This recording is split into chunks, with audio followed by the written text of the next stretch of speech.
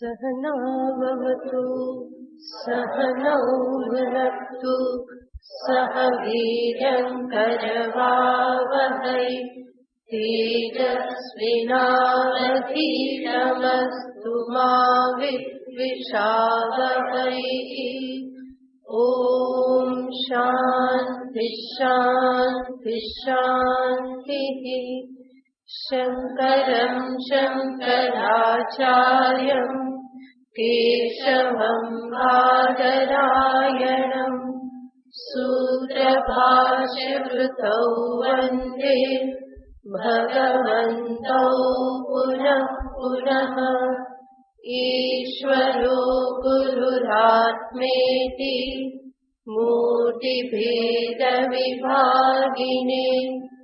व्योमवद्व्याप्तदेहाय दक्षिणामूर्तये नमः। ॐ पार्थाय प्रतिबोधितां भगवता नारायणेन स्वयं व्यासेन ग्रथितां पुराणमुनिना मध्ये महाभारतम् अद्वैतामृतवर्षिणीं भगवतीम् अष्टादशाध्यायिनीम् अम्ब त्वामनुसन्दधामि भगवद्गीते भवद्वेषिणीम्। यं ब्रह्मा वरुणेन्द्ररुद्रमरुतः स्तुन्वन्ति दिव्यैस्तवैः वेदैः साङ्गपदक्रमोपनिषदैः गायन्ति यं सामगाः। ध्यानावस्थिततद्गतेन मनसा पश्यन्ति यं योगिनः यस्यान्तं न विदुःसुरासुरगणा देवाय तस्मै नमः। यस्यान्तं न विदुःसुरासुरगणा देवाय तस्मै नमः।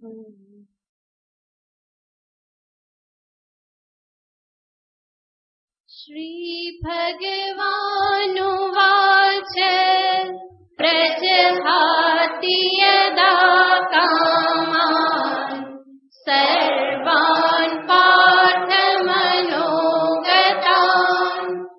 आत्मन्येवात्मना तुष्टः स्थितप्रज्ञस्तदोच्यते दुःखेष्वनुद्विग्नमनाः सुखेषु विगतस्पृहः वीतरागभयक्रोधः स्थितधीर्मुनिरुच्यते यः सर्वत्रानभिस्नेहः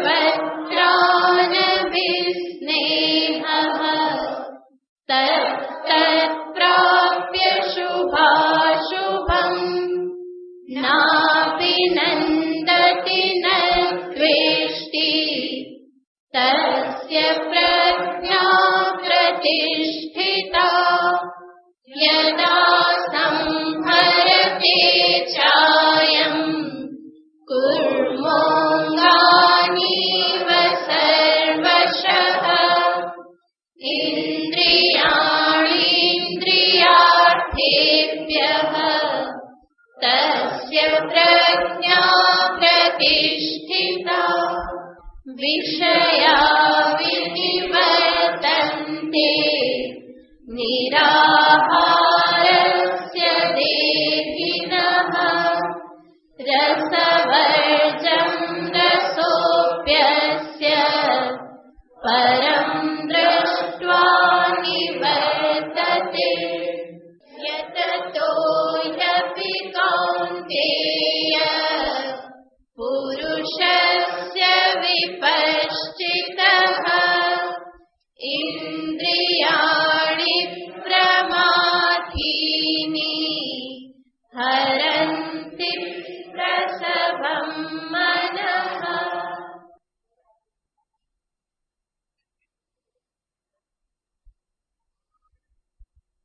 છેલ્લા 2 શ્લોકમાં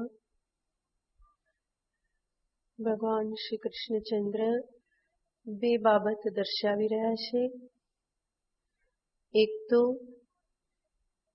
ઇન્દ્રિય મનને બ્રહ્મમાં લગાવવા અને બીજું ઇન્દ્રિય મનને વિષયમાંથી નિવૃત્ત કરવા. અને આ જ અર્થને ભગવાને સંહરતે શબ્દ દ્વારા કહેલો હતો. સંહરણ કરવું ઇન્દ્રિય અને મનનું, એનો અર્થ શું? વિષયમાંથી એને પાછા વાળવા અને બ્રહ્મમાં લગાવવા. તો આ બંને અર્થનું સૂચન ભગવાન આ 2 શ્લોકમાં કરી રહેલા છે, જેમાં ભગવાને દર્શાવ્યું યતતો હ્યપી કૌંતેય પુરુષસ્ય વિપશ્ચિતઃ. તો બ્રહ્મમાં આગળ તો કયું રસઃ અપી પરમ દૃષ્ટ્વા નિવર્તતે. જે વિષય માટેની આસક્તિ રસ જે છે એ પરમાત્મા દર્શન કરવાથી નિવૃત્ત થઈ જાય છે. તો કોઈ કે સીધું પરમાત્મા દર્શન માટે જ પ્રયત્ન કરીએ, ઇન્દ્રિય સંયમ શા માટે કરીએ? તો એનો ઉત્તર ભગવાને આગળ આપ્યો યતતો હ્યપી કૌંતેય પુરુષસ્ય વિપશ્ચિતઃ. યત્ન કરનાર જે પરિશ્રમ કરી રહ્યો છે, શું પરિશ્રમ કરી રહ્યો છે? પોતાના મનને ઇન્દ્રિયને બ્રહ્મમાં સ્થાપિત કરવાનો જે પ્રયત્ન કરી રહેલો છે, પરિશ્રમ કરી રહેલો છે, એવા વિવેકી પુરુષના મનને પણ ઇન્દ્રિયો હરીને લઈ જાય છે. માટે જો વિષય દોષ દર્શન પૂર્વક ઇન્દ્રિય સંયમ ધારણ કરવામાં નહીં આવ્યો હોય તો ઇન્દ્રિયો કે જે પ્રમાથીની બલવત છે એવી ઇન્દ્રિયો મનને ગમે ત્યારે ઉઠાવી અને ફરી વિષયમાં લઈ જશે. તો ઘણી વખત અનુભવ જ આપણો કહે છે કે અનુભવ શું છે? ધ્યાન કરતા હોઈએ, બહુ સારી રીતે જપ થઈ રહ્યા છે, ભગવાનનું ધ્યાન થઈ રહ્યું છે, અને ક્યારેક અચાનક એવો કંઈક ફણગો ફૂટી જાય મનમાં કે ક્યાં ભગવાન ભૂલાઈ જાય, ક્યાં આત્મચિંતન ભૂલાઈ જાય, અને ફરી પાછું મન ક્યાં જતું રહેશે? બીજા ચિંતનમાં જતું રહેશે. અને ત્યાર પછી ક્યારે માળા પૂરી થઈ ગઈ, ક્યારે કલાક પૂરો થઈ ગયો, કંઈ ખબર પડતી નથી. બલકી મન ક્યારેક વિષયમાં એવું તન્મય થઈ જાય છે કે ધ્યાનમાંથી ઉઠ્યા પછી એમ લાગે કે આજ તો ધ્યાન કેવું થયું હતું? બહુ સરસ થયું હતું. શા માટે? કારણ કે મન ક્યાં એકાગ્ર થઈ ગયું હતું? વિષય ચિંતનમાં. કે ખબર પણ ના પડી કેવી રીતે કલાક પૂરો થઈ ગયો. પણ એ શા માટે ખબર ના પડી? સમાધિ નહોતી લાગી ગઈ કે બ્રહ્મમાં નિષ્ઠ નહોતું થઈ ગયું, પણ મન ક્યાંક એવું લાગી ગયેલું હતું કે ખ્યાલ પણ ના આવ્યો કે મન અત્યારે ક્યાંક બીજે લાગી ગયું છે અને એમાં કલાક પસાર થઈ ગયો. તો આવી રીતે જે પ્રયત્ન કરી રહ્યો છે, વિવેકી છે, જેને ખ્યાલ છે, એવી વ્યક્તિના મનને પણ ઇન્દ્રિયો બળજબરીથી હરણ કરી અને લઈ જાય છે. અને એટલા માટે જ ઇન્દ્રિય સંયમની પણ આવશ્યકતા છે. તો આટલું કહ્યા પછી હવે સાધકને માટે કર્તવ્ય શું છે એને ભગવાન આગળના શ્લોકમાં બતાવે છે. તાની સર્વાણી સંયમ્ય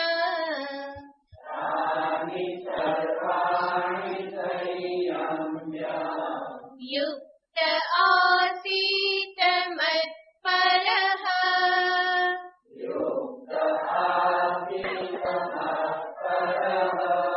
વશે હિ યસ્યેન્દ્રિયાણિ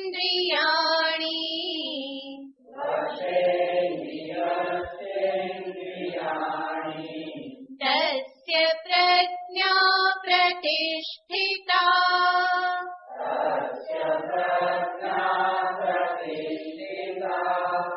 બધા સાથે બોલો એક વખત.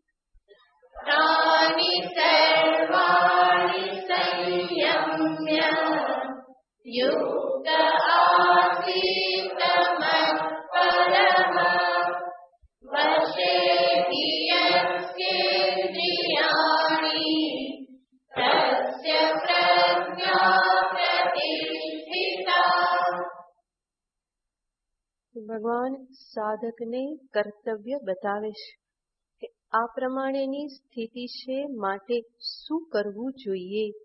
આ પ્રમાણેની સ્થિતિ એનો અર્થ યતતઃ અપી, અને યત્ન શું? તો કે જે વ્યક્તિના મનમાં મુમુક્ષા છે, જે જીવનના એક લક્ષ્યને સામે રાખીને નીકળેલો છે, જેને સાધ્ય સાધન નિત્યાનિત્ય આદિ વિવેક છે, સમજદારી છે, જે પોતાના જીવનમાં પ્રયત્ન કરી રહેલો છે અધ્યાત્મ ઉન્નતિ સાધવાને માટે, આ બધું જ હોવા છતાં પણ ઇન્દ્રિય એના મનને હરીને જો લઈ જતી હોય તો એને શું કરવું જોઈએ કે જેથી કરીને આવું વિઘ્ન પ્રાપ્ત ન થાય?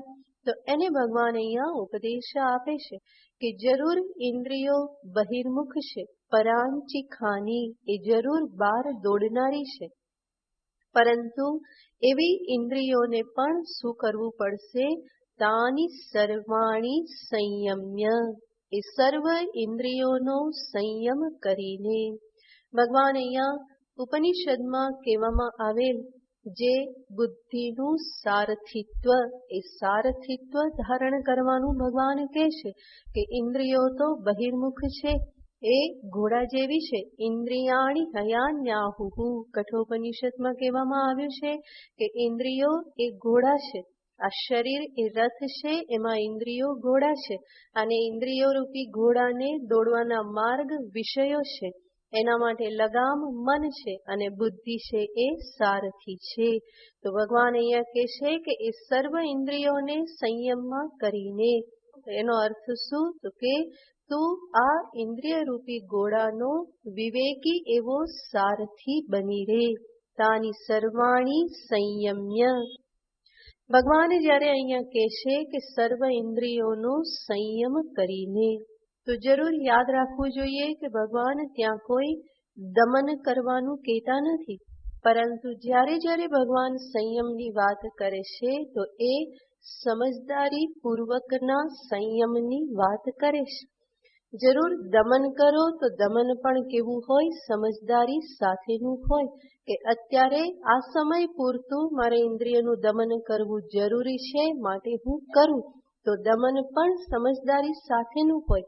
માત્ર દમન ક્યારેય પણ કામ કરતું નથી, બલ્કિ માત્ર દમન જે છે એ જેવો વિવેક છૂટે કે સ્પ્રિંગની જેમ ડબલ વેગથી ફરી પાછું ઉછળે છે. એટલા માટે સંયમનો અર્થ અહીંયા દમન કે પીડન એવો અર્થ નથી, પરંતુ વિવેકપૂર્વક ઇન્દ્રિયોને વિષયમાંથી પાછી વાળવી. અને એ વિવેક કેવી રીતે પ્રાપ્ત થઈ શકે? તો એના માટેના ઉપાય બતાવવામાં આવે છે. સર્વપ્રથમ ઉપાય બતાવવામાં આવે છે વિષય દોષ દર્શન. જે પણ વિષય પાછળ ઇન્દ્રિય જાય છે એ વિષયમાં રહેલા દોષનું દર્શન કરવું. અને આ પ્રમાણેનું દોષ દર્શન કેવી રીતે સંભવ બને? તો એના માટેનો ઉપાય કહેવામાં આવે છે સત્સંગ. સત્સંગ કરો કે જ્યાંથી જાણવા મળે કે આ પ્રવૃત્તિ કેવા પ્રકારની છે, એમાં કેટલો ખર્ચો રહેલો છે અને કેટલો લાભ રહેલો છે. તો દોષ દર્શન કરતા પણ સત્સંગ શીખવાડે છે. જે બાજુ મારું ધ્યાન અત્યાર સુધી ગયેલું નહોતું એ બાજુ ધ્યાન ખેંચવાનું કાર્ય સત્સંગ કરે છે. મારી બુદ્ધિથી હું એક જ બાજુનો વિચાર કરી અને વિષય તરફ પ્રવૃત્ત થઉં, પરંતુ સત્સંગ મને શીખવાડે છે કે એની બીજી બાજુ પણ જોતા શીખ, તો તને ખ્યાલ આવે કે વાસ્તવમાં એમાંથી મેળવવાનું કેટલું છે અને ગુમાવવાનું કેટલું છે. તો દોષ દર્શન બીજો ઉપાય છે સત્સંગ. ત્રીજો ઉપાય છે સંયમી વ્યક્તિઓનો સંગ. કારણ કે સંગ પણ બહુ મોટો ભાગ ભજવે છે. તો જેવો સંગ એ પ્રમાણેના આપણા અંતરના સંસ્કાર પ્રગટ થઈ જાય છે. જેવો ઉદ્દીપક એને અનુરૂપ બધા સંસ્કાર પ્રગટ થાય છે. માટે જો આજુબાજુનું વાતાવરણ સાત્વિક હોય, સંયમી સાધકો કે સંયમી મહાપુરુષોની સાથેનું સાનિધ્ય હોય, તો સહજ રીતે ઇન્દ્રિય સંયમ હું પણ ધારણ કરી શકું છું. અને વિષયી સંગ હોય, વિષયી ભોગ વિલાસમાં રચ્યા પચ્યા એવા લોકોના સંગમાં જો રહેવામાં આવે તો એને અનુરૂપ સંસ્કાર અંતરમાંથી જાગૃત થતા રહે છે. એટલા માટે હંમેશા સંયમી સાધક, સંયમી મહાપુરુષોનો સંગ એ પણ ઇન્દ્રિય સંયમ પ્રાપ્ત કરવા માટેનો એક ઉપાય છે. એ સિવાય ઇન્દ્રિય સંયમ માટેનો અન્ય ઉપાય, મુખ્ય ઉપાય એક કહેવામાં આવે છે આંતર નિરીક્ષણ. હું ફરી ફરીને મારી ઇન્દ્રિયોની પ્રવૃત્તિનું હું નિરીક્ષણ કરું. જેવી રીતે આપણે ગઈ વખતે જોયું હતું કે બાળકની પ્રવૃત્તિ ઉપર માં હંમેશા નજર રાખે છે. એ શું કરે છે, ક્યાં જાય છે, માની નજર ત્યાં જ હોય છે. એવી જ રીતે સાધકે પણ પોતાની ઇન્દ્રિયો ઉપર એક નજર રાખવાની છે. આંખ ક્યાં જાય છે, એ આંખ શું જુએ છે એને પણ મારે જોવાનું છે કે એ શું જોઈ રહેલી છે, કાન શું સાંભળી રહેલા છે. તો આ સર્વ ઇન્દ્રિયોની પ્રવૃત્તિ ઉપર એક કડક નજર સાધકે હંમેશા રાખવી પડતી હોય છે. કારણ કે એનો સ્વભાવ જ છે કે બહાર ભાગવું. જેવું છિદ્ર પ્રાપ્ત થાય કે તરત જ એ જાય જ છે અને એ છિદ્રમાંથી ફરી પાછું મન પણ નીકળી જાય છે. તો ઇન્દ્રિયોની પાછળ પાછળ મન પણ હંમેશા દોડી જાય છે. એટલા માટે જ કહેવામાં આવે કે છિદ્ર નાનું હોય ત્યાં જ શું કરી દેવું જોઈએ, પૂરી દેવું જોઈએ. થોડુંક કપડું ફાટ્યું તો ત્યાં જ સાંધી લેવું જોઈએ.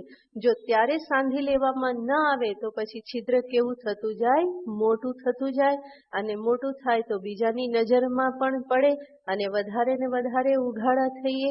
તો એના કરતા તો ડાપણ ભરેલું શું છે, જ્યારે થોડુંક જ ફાટેલું છે, નાનું છિદ્ર છે, ત્યાં જ એને સાંધી લેવાનું હોય તો પછી આગળ ના વધે. એવી જ રીતે અહીંયા પણ છે. જેવો ખ્યાલ આવે કે કોઈક ઇન્દ્રિયની પ્રવૃત્તિ ઢીલી પડેલી છે અને એ વધારે બહિર્મુખ બની રહેલ છે તો તરત જ એના ઉપર ધ્યાન આપી, દોષ દર્શન કરી, ઈશ્વરને પ્રાર્થના કરી, આંતરનિરીક્ષણ કરી અને ત્યાં તરત જ મારે કાર્ય કરવું જોઈએ. યતો યતો નિશ્ચરતી મનશ્ચંચલમ સ્થિરમ. જે નિમિત્તને લઈ અને મન બહિર્મુખ બનતું હોય, જે ઇન્દ્રિય વિષયથી મન બહાર જતું હોય, ત્યાંથી વિવેકપૂર્વક એને ફરી પાછું વાળવાનું હોય. તો આંતરનિરીક્ષણ એ પણ ઉપાય છે. સાથે સાથે મહાપુરુષોના જીવન ચરિત્રનું પઠન કરવું, જેથી કરીને મને ખ્યાલ આવે કે કેવી રીતે મહાપુરુષો પોતાની ઇન્દ્રિયો ઉપર નિયંત્રણ ધારણ કરતા હતા, કેવી કેવી યુક્તિઓ અપનાવી અને પોતાની ઇન્દ્રિયોને પાછી વાળતા હતા. તો મહાપુરુષોના જીવન ચરિત્રનું પઠન પણ એના માટેનો ઉપાય છે. અને એના કરતા પણ બીજો એક આગળ ઉપાય છે, જે ગઈ વખતે પણ આપણે સામાન્ય રૂપે જોયેલો હતો કે હું પોતે જ મારી ઇન્દ્રિયોને સંબોધન કરી અને એને હું સમજાવું. મારી ઇન્દ્રિયો સાથે હું વાર્તાલાપ કરું અને એને ધીમે ધીમે વિવેકી બનાવવું, એને સમજાવવું કે આ જે તારી પ્રવૃત્તિ જે છે એ યોગ્ય નથી. અને ઇન્દ્રિયોને સમજાવવાની એટલે વાસ્તવમાં મનને જ સમજાવવાનું છે. પરંતુ ઇન્દ્રિય કો મન કો બધું સરખું છે. તો ઇન્દ્રિયોને એક એક ઇન્દ્રિયને સંબોધન કરી અને સમજાવવાનો પ્રયત્ન કરવો. જ્યારે ખ્યાલ આવે કે રૂપ દર્શનની લાલસા છે તો ચક્ષુર ઇન્દ્રિયને સંબોધન કરીને સમજાવો. એવી જ રીતે જ્યારે શબ્દ કે સંગીત આદિ માટેની લાલસા છે તો કર્ણેન્દ્રિયને સંબોધન કરી અને સમજાવો. તો ભિન્ન ભિન્ન ઇન્દ્રિયો જે પણ છે, જ્યાં પણ એવું લાગે કે અહીંયા હું નબળો પડું છું તો એ ઇન્દ્રિયને સંબોધન કરી અને સમજાવવાનું હોય કે તું જે વિષય પાછળ જાય છે વાસ્તવમાં તને જોઈએ એ ત્યાંથી મળવાનું નથી, બલ્કિ એના બદલે જો તું અહીંયા લાગી જા તો તને શાંતિની પ્રાપ્તિ થશે. જીહ્વે કીર્તય કેશવમ મુરરિપુ ચેતો ભજ શ્રીધરમ. ભક્ત પોતાની ઇન્દ્રિયોને કહે છે, હે જીહ્વે કેશવમ કીર્તય, હે મારી જીહ્વા તું કેશવનું કીર્તન કર. બીજું બધું તું ઘણું બધું બોલ્યા કરે છે પરંતુ વાસ્તવમાં તો કરવા જેવું શું છે? કેશવ કીર્તન કર. વ્યર્થ વાતો કરવી, નિંદા આદિ કરવી એના કરતા તો કેશવનું કીર્તન કર. જે તો ભજ શ્રીધરમ, હે મારા ચિત્ત મન તો શ્રીધરનું ભજન કર, એનું સ્મરણ કર. વિષય સ્મરણ કરવાની જગ્યાએ શ્રીધરનું તું સ્મરણ કર. તો આવી રીતે ઇન્દ્રિયોને ભક્ત જે છે એ આ પ્રમાણે સંબોધન કરે છે. પાણી દ્વય સમર્ચયા ચ્યુત, હે પાણી દ્વય, હે મારા બંને હાથ તમે અચ્યુતની અર્ચના કરો, ભગવાનની પૂજા કરો. અચ્યુત કથા હે કર્ણદ્વયમ ત્વમ શૃણુ, હે મારા કાન બંને તમે શું કરો? અચ્યુત કથા સાંભળો, ભગવાનની કથાનું શ્રવણ કરો. એટલું જ નહીં, આગળ કહેશે હે લોચન દ્વય, હે મારી બંને આંખો તમે કોને જુઓ? તો કે કેશવને જુઓ. કમલ નયન એવા પરમાત્માનું દર્શન કરો. હે મારા પગ હંમેશા દેવ મંદિર તરફ તમે જાઓ, બીજે ક્યાંય જવાની જગ્યાએ ભગવાનના મંદિર તરફ તમે જાઓ. હે મારી ઘ્રાણેન્દ્રિય નાસિકા જિગ્ર મુકુંદ પાદ તુલસી, ભગવાનના ચરણમાં પડેલ તુલસી જે છે તુલસીના ગંધને ગ્રહણ કર. અને હે મૂર્ધન નમાધોક્ષજમ, હે મારા મસ્તક હંમેશા ભગવાનના ચરણમાં તું ઝૂકેલું રે. તો આ બધા જ પોતાના અંગોને ઇન્દ્રિયોને ભક્ત સંબોધન કરીને કહે છે કે અહીંયા તમે લાગેલા રહો. પ્રસિદ્ધ સ્તોત્રમાં આપણે પણ બોલીએ છીએ જીહ્વે રસગ્ને, બોલો બોલો, મધુર પ્રિયત્વમ સત્યમ હિતમ ત્વામ પરમં વદામિ. આવર્ણયેથા મધુરાક્ષરાણિ ગોવિંદ દામોદર માધવેતિ. હે જીહ્વે, હે રસગ્ને, હે મધુર પ્રિયા. જીભને કેવા લાડ લડાવે છે. ભક્ત કહેશે કે હે મારી જીહવા, તું તો કોણ છે? રસગ્ને, તું તો બધા રસને જાણનારી છે. રસને તું જ જાણે, બીજું કોણ જાણે છે? અને હે રસગ્ને મધુર પ્રિયા, અને તું કેવી છે? તને હંમેશા શું પ્રિય લાગે છે? મધુર રસ હંમેશા તને પ્રિય લાગે છે. ગળ્યું બહુ ભાવે છે, મધુર ભાવે છે, મીઠાઈ ભાવે છે. તો હે જીહ્વે રસગ્ને મધુર પ્રિયાત્વમ, તું કેવી છે? મધુર પ્રિયા છે. અને સત્યમ હિતમ ત્વામ વદામી, હું તને બહુ સત્ય અને હિતકારી હું તને કહું છું. શું? આવર્ણયેથા મધુરાક્ષરાણી, આ મધુર અક્ષર, મધુર એવા ભગવાનના જે નામ છે એને આવર્ણયેથા, એને ફરી ફરીને તું બોલ, એનું પુનરાવર્તન કર. કયા નામ છે? ગોવિંદ દામોદર માધવેતી. ફરી ફરીને તું શું બોલતી જા? હે ગોવિંદ, હે દામોદર, હે માધવ. ત્વામેવ યાચે મમ દેહી જીહ્વે, ફરી એ જીહવાને પ્રાર્થના કરે છે. ભક્ત પ્રાર્થના કરે છે કે હે જીહવા, ત્વામેવ યાચે, હું તારી પાસે ભીખ માંગુ છું, યાચના કરું છું. શું યાચના કરું છું? દંડ ધરે કૃતાંતે સમાગતે, જ્યારે યમરાજ મારી સામે આવે ત્યારે પણ હું શું કરું? ત્યારે પણ તું શું કરજે? તો કે આ જ નામનું ઉચ્ચારણ કરજે. હે ગોવિંદ, હે દામોદર, હે મુકુંદ. તો ભક્ત આવી રીતે પોતાની ઇન્દ્રિયોને નિરંતર સંબોધન કરતા રહે છે કે આવી રીતે કર, આવી રીતે કર. તો એ પણ ઇન્દ્રિય સંયમનો એક મહાન ઉપાય છે કે ફરી ફરી આ પ્રમાણે કહેવામાં આવે. તો આ રીતે ઇન્દ્રિયોની સાથે વાર્તાલાપ એ પણ ઇન્દ્રિય સંયમ માટેનો એક ઉપાય છે. તો તાની સર્વાણી સંયમ્ય, સર્વ ઇન્દ્રિયોને આ પ્રમાણે સંયમમાં કરીને, ઇન્દ્રિયોને સંયમમાં એટલા માટે જ કરવાની છે કે જેથી કરીને મન ફરી પાછું બહિર્મુખ ન બને. નહીં તો શું થાય? ચિત્રમ દદાતી. આમ ઇન્દ્રિય શું કરી દેશે તો કે મનને છિદ્ર આપી દેશે. છિદ્ર આપી દેશે એનો અર્થ એક દરવાજો ખોલી આપે છે બહાર જવાને માટે. અને હકીકતમાં શું થાય છે તો કે ઇન્દ્રિયો બહુ ચાલાક છે.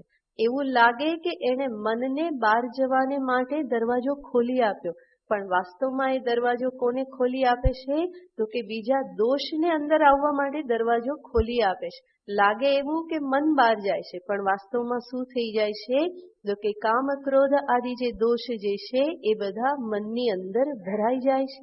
તો એવું ન થાય એટલા માટે જ આ ઇન્દ્રિય સંયમમાં આટલું બધું એનું મહત્વ શાસ્ત્રમાં બતાવવામાં આવે છે. નહીં તો મન એની પાછળ પાછળ હંમેશા જવા માટે તૈયાર જ હોય છે. અને આવી રીતે મન ફરી ફરીને ભાગી જાય તો એવી લાચારી સાધકને કેવી રીતે પોસાય? સાધકને માટે તો કઠોપનિષદ કે છે આવૃત્ત ચક્ષુ. એને કેવા થવાનું છે? આવૃત્ત ચક્ષુ. રૂપ દર્શનમાંથી ચક્ષુને પાછા વાળવાના છે. શબ્દ શ્રવણમાંથી કર્ણેન્દ્રિયને પાછી વાળવાની છે. એનો અર્થ સર્વ ઇન્દ્રિયોને વિષયમાંથી પાછી વાળી અને અંતર્મુખ થવાનું છે. અંતર્મુખતા એ જ સાધ્ય છે. એવી અંતર્મુખતાથી જ અંતે પછી આત્મચિંતન પણ સંભવ બને છે. માટે તાની સર્વાણી સંયમ્ય. અને આગળ કે છે કે આ રીતે ઇન્દ્રિય સંયમ ધારણ કરી અને શું કરવાનું તો કે કામ ક્રોધાદિ આ બધા દોષથી બચી જવાનું. કોઈ કે પણ હવે બધા દોષ અંદર આવી જ ગયા તો પછી શું કરીએ? તો ભગવાન કહે છે યુક્ત આસીત.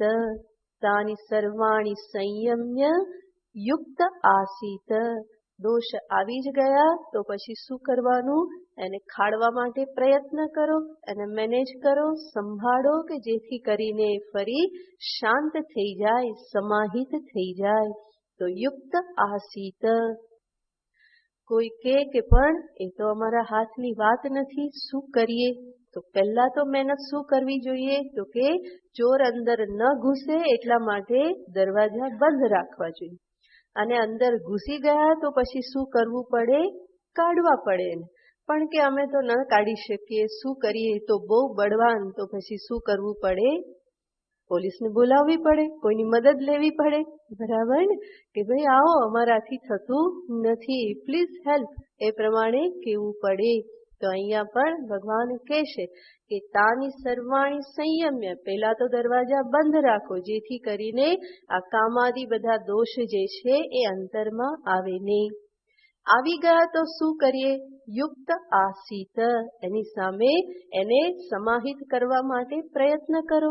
મનથી એને બરાબર સંભાળી મેનેજ કરો અને શાંત કરવાનો પ્રયત્ન કરો, કાઢવાનો.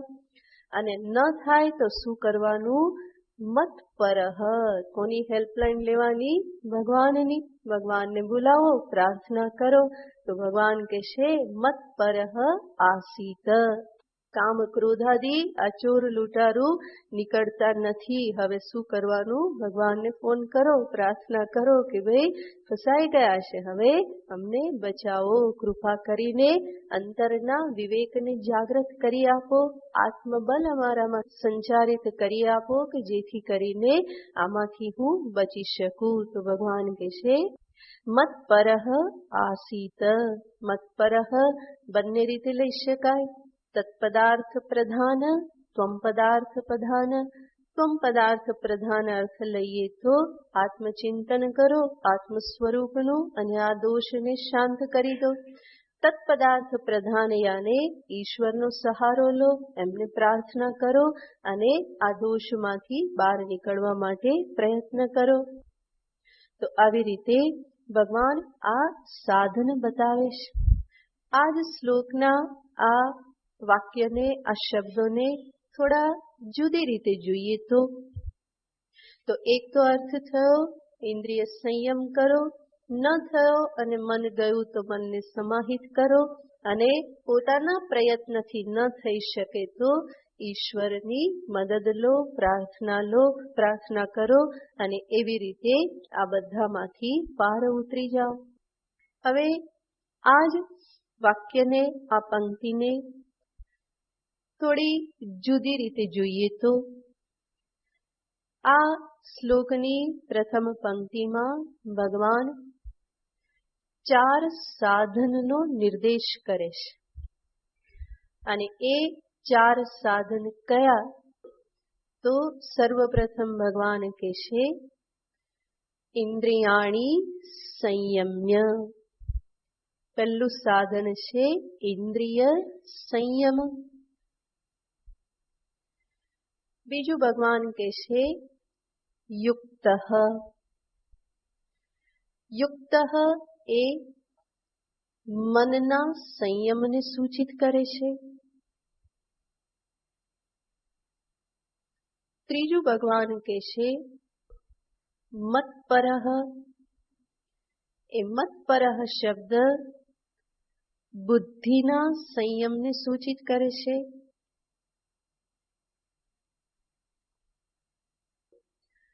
અને આસીત ભગવાન કહેશે એ આસિત શબ્દથી ભગવાન દ્રઢ નિશ્ચયને બતાવે છે. આ જે કંઈ પણ કરો એ કેવી રીતે કરો? દ્રઢતા સાથે. આચાર્યના સંદર્ભમાં થોડો વિચાર કરીએ તો સર્વપ્રથમ ભગવાને કહ્યું તાની સર્વાણી સંયમ્ય. એ સર્વ ઇન્દ્રિયોને સંયમિત કરીને, સંયમ્ય સંયમ ધારણ કરીને. સંયમ કરવો એટલે શું? સંયમનો સામાન્ય અર્થ થાય છે નિયંત્રણ કરીને, નિયંત્રિત કરીને. યમ શબ્દ છે એમાં સમ ઉપસર્ગ લાગેલો છે. તો એ યમ શબ્દમાં નિ ઉપસર્ગ લાગે તો નિયમ શબ્દ બને, સમ ઉપસર્ગ લાગે તો સંયમ શબ્દ બને. એવી જ રીતે એમાં ઉત ઉપસર્ગ લાગે તો ઉદ્યમ શબ્દ બને.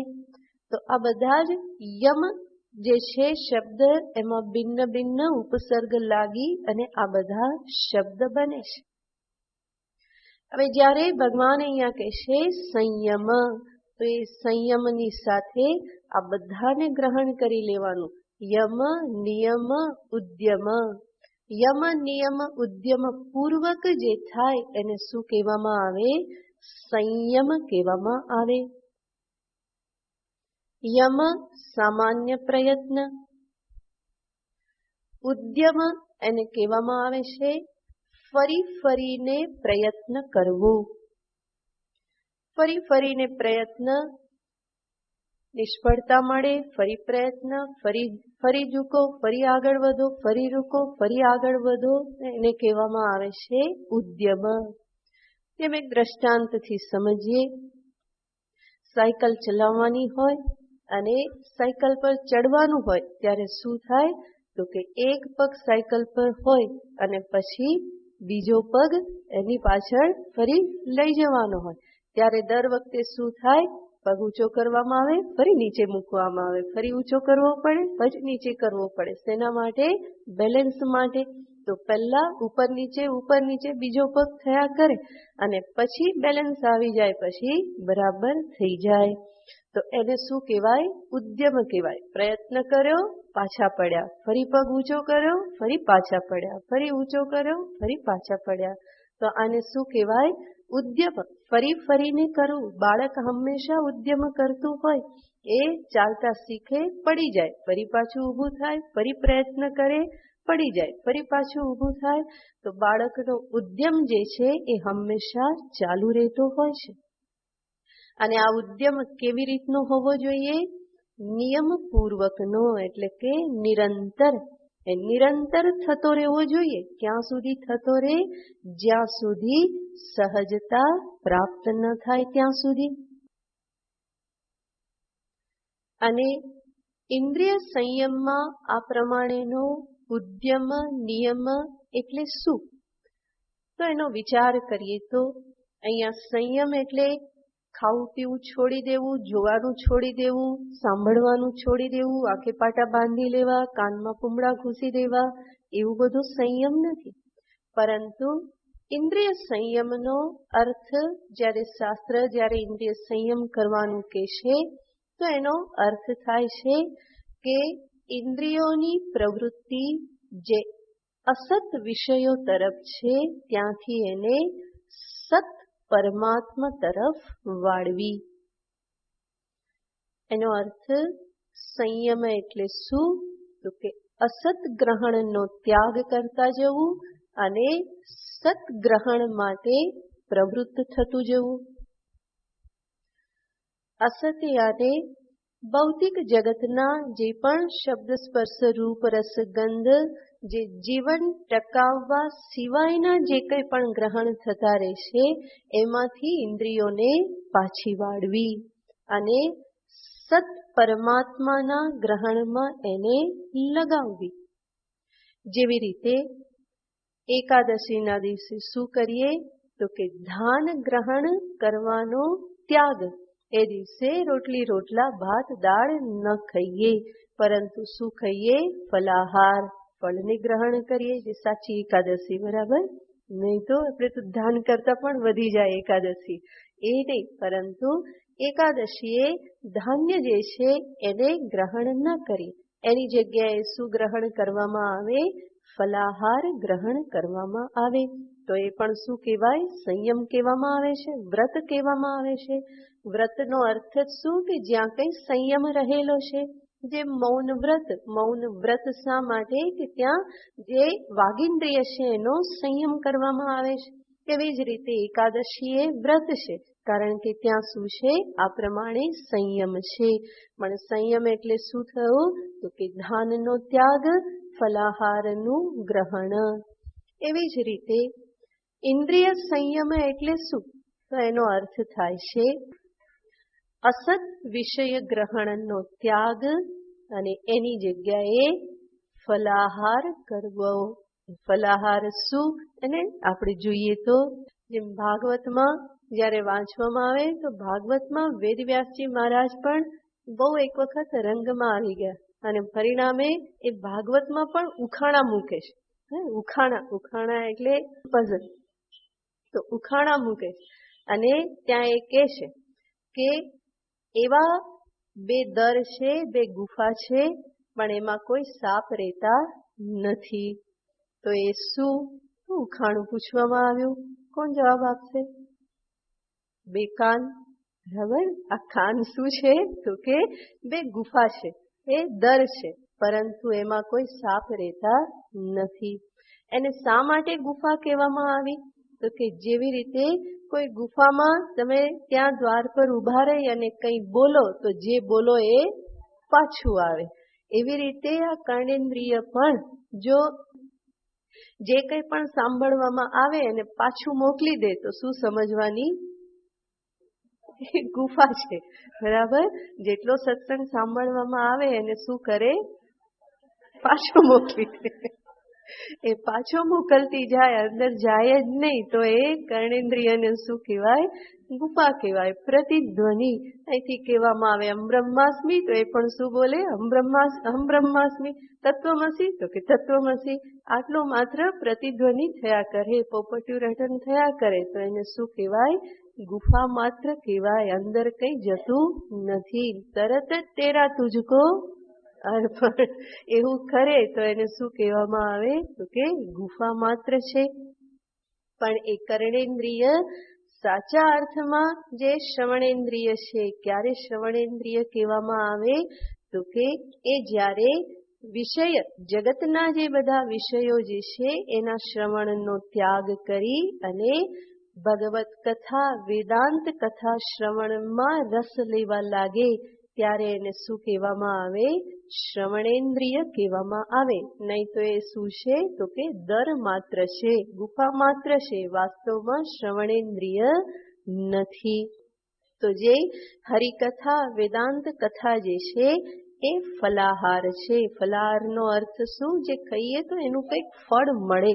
બરાબર. ખાખરા મમરા ખાઈએ તો શું ફળ મળે? બરાબર.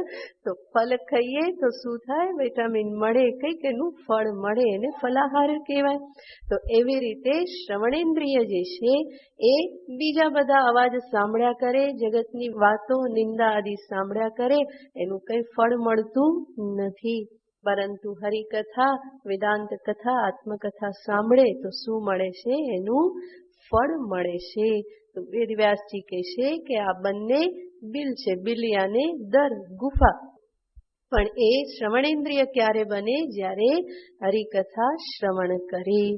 બીજું ઉખાણું પૂછે છે કે છે ભીનું છે પણ તળાવ નથી, અને તળાવ નથી અને છતાં પણ એમાં ડેડકા ડ્રાઉં ડ્રાઉં કર્યા કરે છે. બરાબર. વેદવ્યાસજી કહે છે, હા હું નહીં.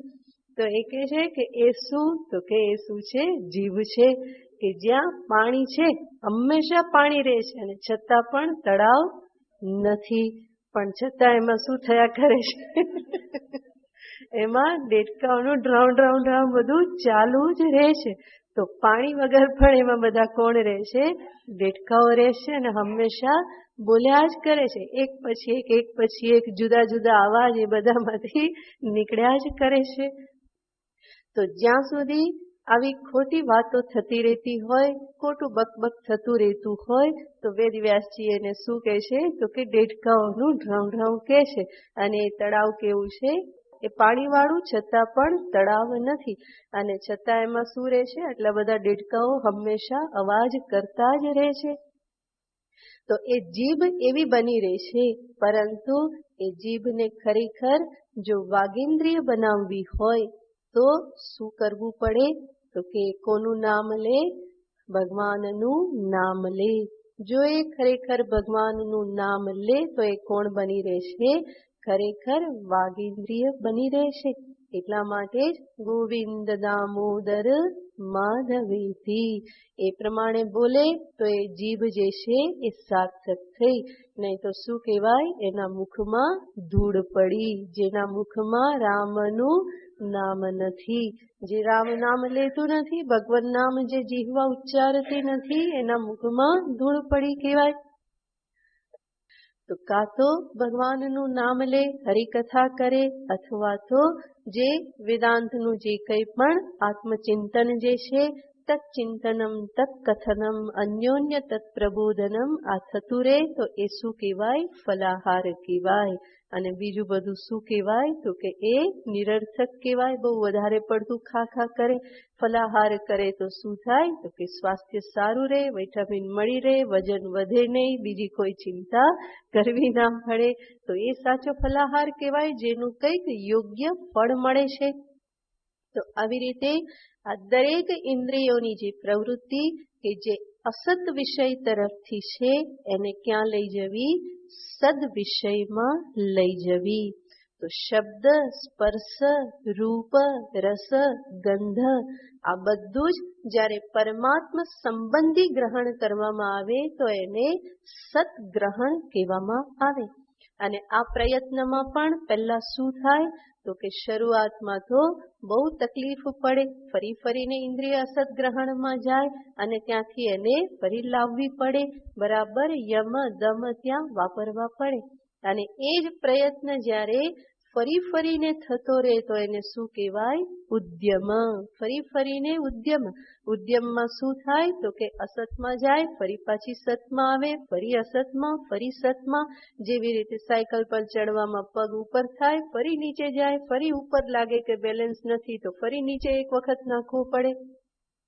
એવી જ રીતે અહીંયા પણ આ ઉદ્યમ એટલે શું? ઇન્દ્રિય સતનું ગ્રહણ કરે, ફરી અસતમાં જતી રહે, ફરી સતનું ગ્રહણ કરે. આ ઉદ્યમ ચાલુ રહે. અને આ ઉદ્યમ નિરંતર ચાલુ રહે તો પછી શું થાય? નિયમ થાય. નિયમ થાય એનો અર્થ પછી ઇન્દ્રિય નિશ્ચિત રૂપે સતગ્રહણમાં જ પ્રવૃત્ત થાય, અને બીજા બધામાં રસ ન રહે. માત્ર ને માત્ર આનંદ રસ શેમાં આવે? તો કે જે કંઈ સત્સંબંધી છે એમાં જ એને રસ આવે. તો એ થયો સંયમ. તો યમ, ઉદ્યમ, નિયમ અને અંતે શેમાં પ્રવેશ થાય છે? સંયમમાં પ્રવેશ થાય છે. અને આવી રીતે સંયમ ધારણ કરવાથી જ અંતે શું થાય છે? આહાર શુદ્ધૌ સત્વ શુદ્ધિ. ઉપનિષદ કહે છે આહાર શુદ્ધૌ સત્વ શુદ્ધિ, સત્વ શુદ્ધૌ ધ્રુવા સ્મૃતિ. સ્મૃતિ લાભે સર્વગ્રંથિનામ વિપ્રમોક્ષ. તો ત્યાં કહેવામાં આવ્યું આહાર શુદ્ધૌ સત્વ શુદ્ધિ. ઇન્દ્રિયોના આ સર્વ આહાર શુદ્ધ થાય. જેવી રીતે ભોજન પણ શુદ્ધ થાય તો શું થાય? સ્વાસ્થ્યની વૃદ્ધિ થાય, સ્વાસ્થ્ય બધું પ્રાપ્ત થાય, તો જે અનારોગ્ય જે છે એ બધું દૂર થઈ જાય. એવી જ રીતે સર્વ ઇન્દ્રિયના વિષય ગ્રહણમાં જ્યારે આ પ્રમાણે શુદ્ધિ પ્રાપ્ત થાય તો અંતે મનનું અનારોગ્ય કે રોગ બધા જે છે કેવા થતા જાય? દૂર થતા જાય. એનો અર્થ સત્વ શુદ્ધિ થાય, અંતઃકરણ શુદ્ધ થાય, મનની શુદ્ધિ પ્રાપ્ત થાય. એટલા માટે જ બીજું સોપાન અહીંયા કહેવામાં આવ્યું તાની સર્વાણી સંયમ્ય. ત્યાર પછી યુક્ત મન ઉપરનું નિયંત્રણ. અને મન નિયંત્રિત ક્યારે થાય? જ્યારે મન શુદ્ધ હોય. તો મનની અશુદ્ધિના પરિણામે જ તો મન વિક્ષિપ્ત રહેશે. એના કારણે જ મન આમ તેમ ભાગે છે. તો મનની શુદ્ધિ, એ શુદ્ધિ શું બતાવે છે? મનની શાંતિ બતાવે છે. જેટલે અંશે મન શુદ્ધ એટલે અંશે મન શાંત રહેવાનું, સમાહિત રહેવાનું. અને ઉપનિષદમાં જ્યાં કહેવામાં આવ્યું કે આહાર શુદ્ધો સત્વ શુદ્ધિ, સત્વ શુદ્ધો ધ્રુવા સ્મૃતિ. જ્યારે સત્વ શુદ્ધ થાય, મન શુદ્ધ થાય તો ધ્રુવા સ્મૃતિ. સ્મૃતિ, ધ્રુવા સ્મૃતિનો અર્થ છે આત્મ સ્વરૂપની ધ્રુવ સ્મૃતિ, નિત્ય સ્મૃતિ બની રહે, આત્મજ્ઞાન નિષ્ઠા પ્રાપ્ત થઈ રહે. પરંતુ જે આ કહેવામાં આવ્યું કે અંતઃકરણ શુદ્ધિથી ધ્રુવા સ્મૃતિ, એની વચ્ચે ફરી સોપાન રહેલા છે. એ સોપાનમાં પ્રથમ સોપાન છે જે યુક્ત આસીત. શુદ્ધ થયેલું મન પણ કેવું હોય? યુક્ત. યુક્ત યાને પરમાત્મામાં લાગી રહે. અને એના માટે શું પ્રયત્ન કરવો પડે? તો મનને એકાગ્ર કરવાને માટે ધારણા, ધ્યાન આદિ અભ્યાસ કરવા પડે. ઇન્દ્રિય સંયમ પૂર્વક ધારણા, ધ્યાન આદિ અભ્યાસ થતા રહે તો મન એકાગ્ર બની રહે. અને એવું એકાગ્ર મન જે છે એ જ વાસ્તવમાં આત્મચિંતન કરવાને માટે સમર્થ બને છે.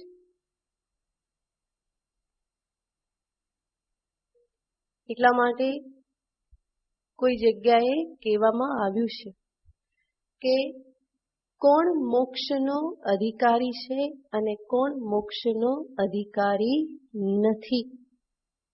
કોણ અધિકારી નથી તો એને એક શ્લોકમાં બતાવવામાં આવ્યું છે. ન શબ્દ શાસ્ત્રાભિરતસ્ય મોક્ષ. જે માત્ર શાસ્ત્રના શબ્દમાં જ રત રહેશે, શબ્દને જ આમ તેમ કરતા રહેવામાં જે હંમેશા વ્યસ્ત રહેશે. આ શબ્દ ક્યાંથી આવ્યો ને કઈ વિભક્તિ ને કયું મૂળ ને કયો પ્રત્યય લાગ્યો એ ડુક્રુઈ કરણે કરતો રે તો ભગવાન કહેશે કે એમાંથી આરો નહીં આવે. શું કરવું પડે? ભજ ગોવિંદમ, ભજ ગોવિંદમ. તો માત્ર ડુક્રુઈ કરણે ધાતુ પાઠ કરતા રહેવાથી શબ્દ શાસ્ત્રાભિરતસ્ય ન મોક્ષ. સ્પષ્ટ કહી દેવામાં આવે છે કે એને મોક્ષ પ્રાપ્ત થતો નથી. ન ચૈવા રમ્ય વસથ પ્રિયસ્ય. અને બીજા કોને પ્રાપ્ત નથી થતો? ન ચૈવા રમ્ય વસથ પ્રિયસ્ય ન ભોજનાચ્છાદન તત્પરસ્ય ન લોક ચિત્ત ગ્રહણે રતસ્ય. આ બધાને મોક્ષ પ્રાપ્ત થતો નથી. એ કોણ કોણ છે? તો આગળ કહેશે કે જેને બહુ વધારે સરસ મજાના ઘર હંમેશા જોઈતા હોય, અથવા તો બહુ સારા સારા કપડાં પહેરવા જેને હંમેશા જોઈતા હોય, સારું સારું ખાવાનું જ જેને હંમેશા જોઈતું હોય અને સારા સારા સ્થળોએ બધે ફરવા જવાની બહુ ઈચ્છાઓ થતી રહેતી હોય, તો આચાર્ય કહેશે ન મોક્ષ, ચોખ્ખે ચોખ્ખું કહી દે છે કે એને મોક્ષ મળવાનો નથી. ન ચારમ્ય વસત પ્રિયસ્ય, જેને બહુ વધારે સરસ ઘર, આચ્છાદન યાને વસ્ત્ર, ભોજન, આ બહુ સારું સારું, આ બધું જ બધું સારું સારું મેળવવામાં જેનું મન વ્યસ્ત રહેતું હોય, ન મોક્ષ, એને મોક્ષ પ્રાપ્ત થઈ શકતો નથી. તત્પર એની તત્પરતા હંમેશા શેમાં છે? તો કે ભોજન આચ્છાદન, ન ભોજનાચ્છાદન તત્પરસ્ય, સારું સારું ભોજન હંમેશા મળતું રહે એના માટે જે તત્પર હોય, અને આચ્છાદન યાને વસ્ત્ર, બહુ સારા વસ્ત્ર પહેરવા મળે અને આવા કલર જોઈએ ને આવી ડિઝાઇન જોઈએ ને અહીંયા આવું જોઈએ ને આવું દેખાવું જોઈએ, એનાથી આવી પર્સનાલિટી પડવી જોઈએ, આવું બધું જે વિચાર કરતો રહે તો એ આત્મચિંતન ક્યાં કરવાનો? આજકાલ આવી ફેશન છે ને આવો ટ્રેન્ડ છે ને હવે આ તો જૂના થઈ ગયા, હવે નવા કરવા પડશે, તો આ બધા વિચારમાં ને વિચારમાં મન રહેતું હોય તો એના માટે કહેશે કે ન મોક્ષ. અને આ બધામાં કદાચ કોઈનું મન ના રહેતું હોય, પરંતુ ક્યાં રહેતું હોય? લોકચિત્ત ગ્રહણે રતસ્ય ન મોક્ષ. આ બધામાં બહુ ના હોય, પરંતુ એ શું કરતો હોય તો કે બીજાને ખુશ કરવામાં જ લાગેલો હોય, હંમેશા શેના પ્રયત્ન કરે? બીજા બધા ખુશ રહે, મારા વિશે કોઈ આડા અવળું બોલે નહીં, હંમેશા બધા સારું જ બોલે. તો એટલો બધો ઇમેજ કોન્શિયસ થઈ જાય કે જેના હંમેશા એના જ વિચાર કરતો રહે, લોકો મારા વિશે શું કહેશે, સમાજ શું કહેશે, લોકોના દ્રષ્ટિમાં હું કેવો સિદ્ધ થઈશ, કેવું બોલશે, મારા વિશે પ્રશંસા કરશે, નિંદા કરશે, આવી રીતે જે હંમેશા વિચાર કરતો રહે તો કહેશે ન મોક્ષ, એના માટે પણ મોક્ષ નથી. કોના માટે મોક્ષ છે? આ બધાથી શું બતાવી દીધું? વૈરાગ્ય વગર મોક્ષ નથી. ભોજન, આચ્છાદન, રહેઠાણ કે પછી વિદ્વત્તા પ્રાપ્ત કરવી, સમાજમાં પ્રતિષ્ઠા પ્રાપ્ત કરવી, લોકોને ખુશ કરવા, હંમેશા પ્રશંસા સાંભળવાની વૃત્તિ, આવું બધું જેને રહેતું હોય તો એના માટે આચાર્યો અહીંયા કહી દેશે કે એના માટે મોક્ષ નથી. એ જોઈતું હોય તો પછી એમાં જ લાગી રહો, મોક્ષ માર્ગે આવવાની જરૂર નહીં. તો પછી મોક્ષ કોને પ્રાપ્ત થાય છે? તો એના માટે તરત બીજા શ્લોકમાં કહેવામાં આવેલું છે કે મોક્ષનો અધિકારી કોણ? એકાંતશીલસ્ય. મોક્ષનો અધિકારી કોણ છે? તો કે એકાંતશીલસ્ય દૃઢવ્રતસ્ય, જે હંમેશા એકાંતમાં જેને આનંદ આવે છે, જે હંમેશા લોકોના ચિત્તને ખુશ કરવામાં લાગી રહ્યો છે, એને મોક્ષ નથી, પરંતુ જે હંમેશા એકાંત પ્રિય છે.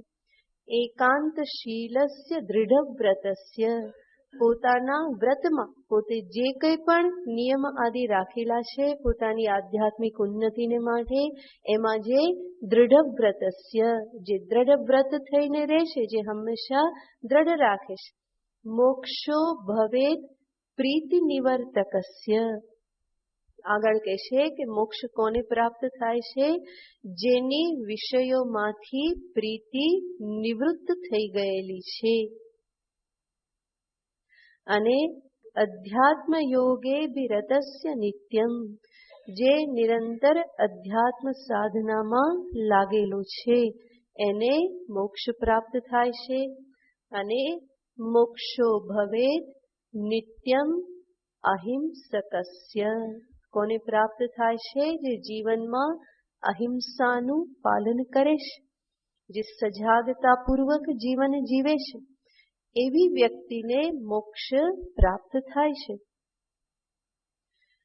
તો કહેવાનું તાત્પર્ય, જેનું ચિત્ત વિષય તરફ જ હંમેશા તત્પર રહેતું હોય એના માટે મોક્ષ નથી. માટે ભગવાન અહીંયા કહેશે યુક્ત, તું કેવો બની રે?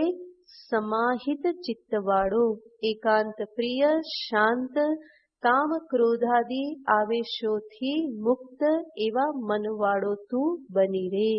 તો યુક્ત આસીત, આ મન ઉપરનું નિયંત્રણ દર્શાવ્યું. ત્યાર પછી ત્રીજું ભગવાન કહેશે મત્પરઃ. મત્પરઃ એ બુદ્ધિ વિચાર પરના સંયમને બતાવે છે, જે જીવનમાં વિચાર વિવેક કરે છે. અને વિચાર વિવેક કરીને શું બની રહેશે? તો કે મત્પરઃ, મત્પરાયણ, ભગવત પરાયણ બની રહેશે.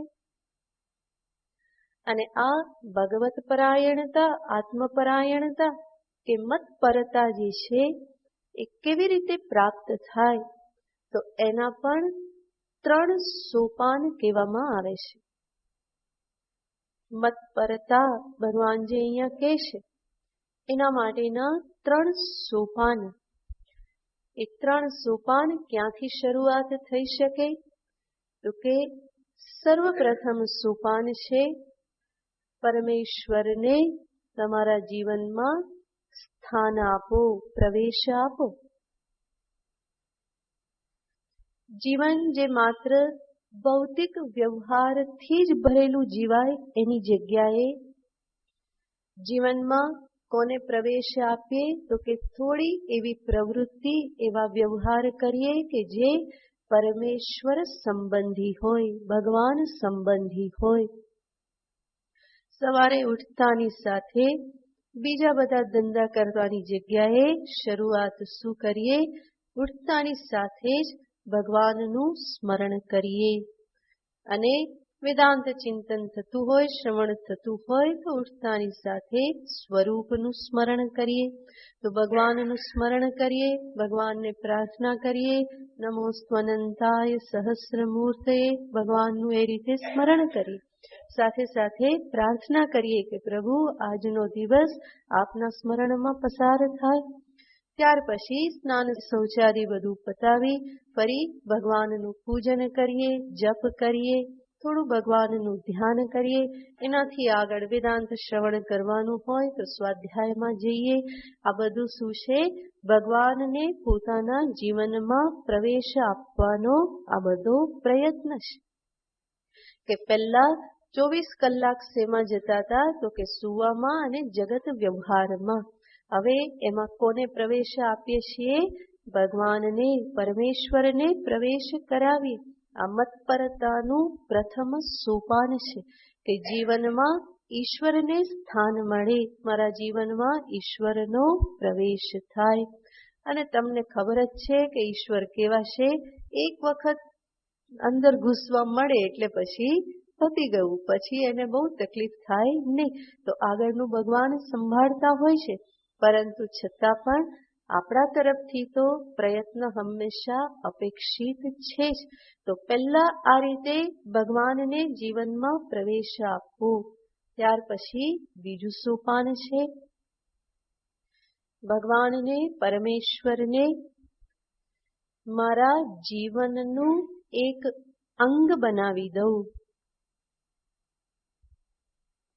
જીવનનું અંગ બનાવી દઉં એનો અર્થ શું?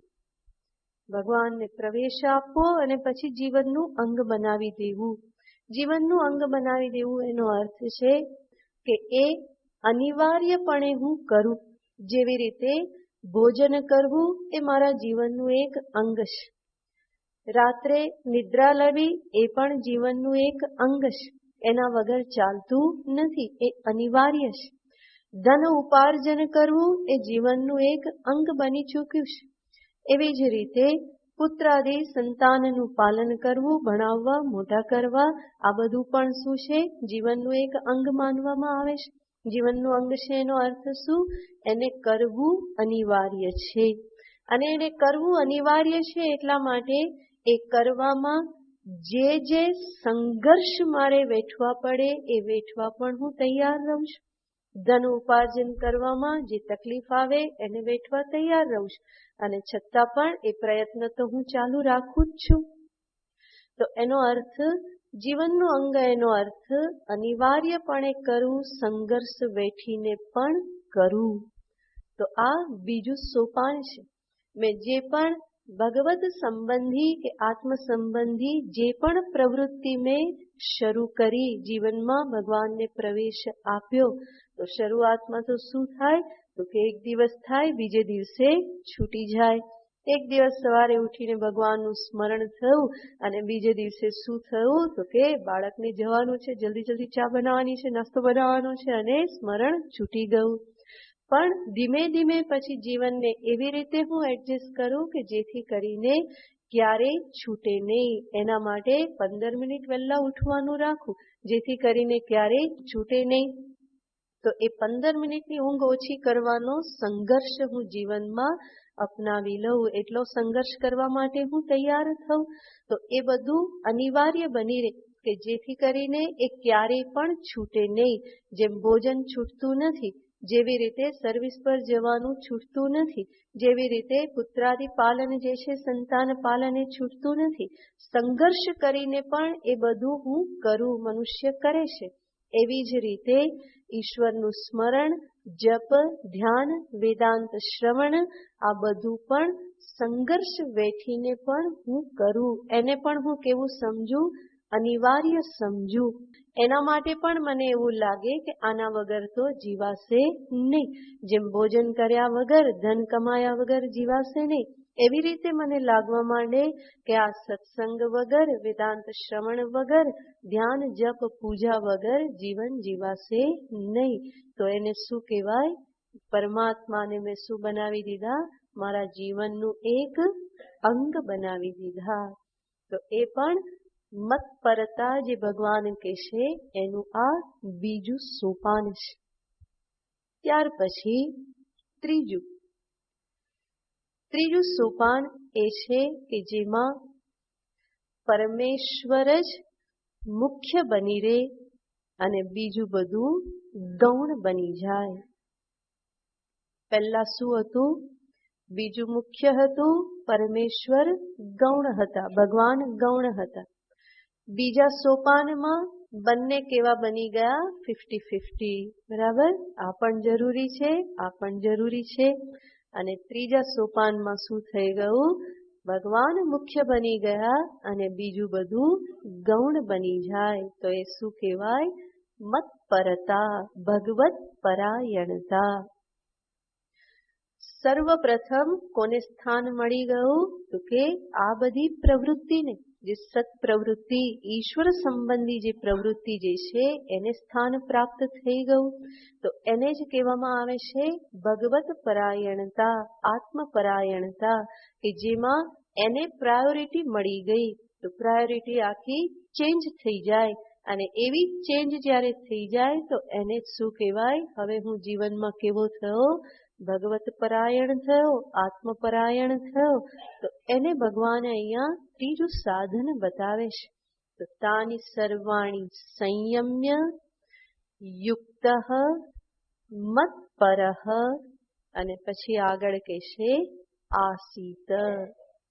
આ આસીત બધાની સાથે જઈ શકે. ઇન્દ્રિયાણી સંયમ્ય આસીત, યુક્ત આસીત, મત્પરઃ આસીત. તો કેવો બની રહે? તો કે સંયમ ધારણ કરનાર બની રહે, સમાહિત બની રહે અને મતપરાયણ બની રહે. આસીત, આસીત એનો અર્થ શું? તો કે એવો થઈને તું બેસ, એવો થઈને બેસ. એનો અર્થ શું? તો કે બરાબર જમાવટ કરીને બેસ, એમાં ઢીલો ઢીલો નહીં. આ કરવાનું છે એટલે કરવાનું જ છે, કોઈ પ્રકારની ઢીલાશ નહીં. એટલે જ આપણે જોયું તું આસીત આને શું? દ્રઢ વ્રત, દ્રઢ નિશ્ચય, સંયમ ધારણ કરવો જ છે. જીવનમાં કંઈ અસંભવ નથી અને અસંભવનો ભગવાન ઉપદેશ ન આપે. એટલા માટે એ સંભવ જ છે અને હું એ કરીને જ રહીશ. એવી જ રીતે મન પરનો સંયમ જે છે એ પણ સંભવ છે. એને પણ દ્રઢ નિશ્ચયની સાથે ધારણ કરી રાખવાનું અને ભગવત પરાયણતા માટે પણ દ્રઢ નિશ્ચય. તો આસિતનો અર્થ એવો થઈને તું બેસ, એવો થઈને બેસ એનો અર્થ હલતો નહીં, આમ તેમ એમાંથી થતો નહીં. બરાબર જમકર ડટકર બેઠો, હિન્દી में आओ के બરાબર બરાબર ડટીને બેસવાનું. એને ભગવાન અહીંયા કહે છે આસીત, સંયમ ધારણ કર, સમાહિત થઈને બેસ અને ભગવત પરાયણ થઈને બેસ આત્મપરાયણ થઈને વેદાંત ચિંતન પરાયણ થઈ અને તું બેસ. એનો અર્થ દ્રઢતાથી આ બધા સાધનમાં તું લાગી રે. અને આમ કરતા કરતા વશેહિ યસ્યેન્દ્રિયાણી તસ્ય પ્રજ્ઞા પ્રતિષ્ઠિતા. આ રીતે જેની ઇન્દ્રિય વશમાં આવી ગઈ એ કોને પ્રાપ્ત કરશે? કે સ્થિત પ્રજ્ઞતાને પ્રાપ્ત કરશે. ભગવાને આવું કેમ કહી દીધું? પહેલા તો કહ્યું તાની સર્વાણી સંયમ્ય, પછી બીજું સાધન બતાવ્યું યુક્ત, પછી કહ્યું મત્પરઃ, અને હવે ભગવાન શું કહે છે? જેની ઇન્દ્રિય વશમાં આવી ગઈ એ શું થઈ ગયા? સ્થિત પ્રજ્ઞ થઈ ગયા. તો પછી યુક્ત થવું, મત્પર થવું આ બધું નકામું? સીધું એ જો એનાથી જ થઈ જતું હતું તો ભગવાને આ બધું વચ્ચે શા માટે કીધું? અને હવે કહી દેશે કે જેની ઇન્દ્રિય વશમાં થઈ ગઈ તસ્ય પ્રજ્ઞા પ્રતિષ્ઠિતા. તો આવો ભગવાને વચ્ચે ગેપ કેમ મૂકી દીધો? બીજા બધા સાધનોનો ઉપદેશ શું કરવાને આપ્યો? સીધું જ ઇન્દ્રિય સંયમથી જો સ્થિત પ્રજ્ઞતા પ્રાપ્ત થતી હોય તો. એનો ઉત્તર આવતી વખતે. ઓમ પૂર્ણમદ પૂર્ણમિદં પૂર્ણાત પૂર્ણમુદચ્યતે પૂર્ણસ્ય પૂર્ણમાદાય પૂર્ણમેવાવશિષ્યતે. ઓમ શાંતિ શાંતિ શાંતિ. હરિ ઓમ શ્રી ગુરુભ્યો નમઃ. હરિ ઓમ. પાના નંબર 54. करारविन्देन पदारविन्दम् मुखारविन्दे विनिवेशयन्तम् वटस्य पत्रस्य पुडेशयानम् बालम् मुकुन्दम् मनसा स्मरामि. श्रीकृष्ण गोविन्द हरे मुरारे हे नाथ नारायण वासुदेव जिह्वे पिबस्वामृतमेतदेव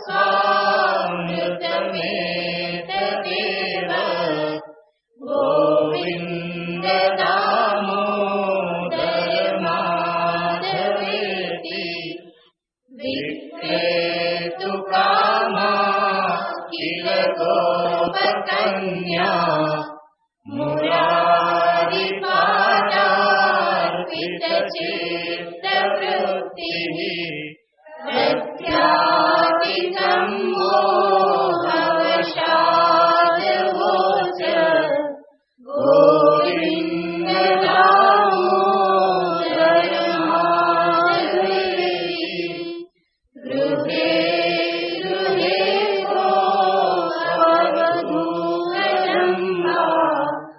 सर्वे मिलित्वा समवाययोगम् पुण्यानि नामानि पठन्ति नित्यम् गोविन्द दामोदर माधवेति सुखं शयानानिलये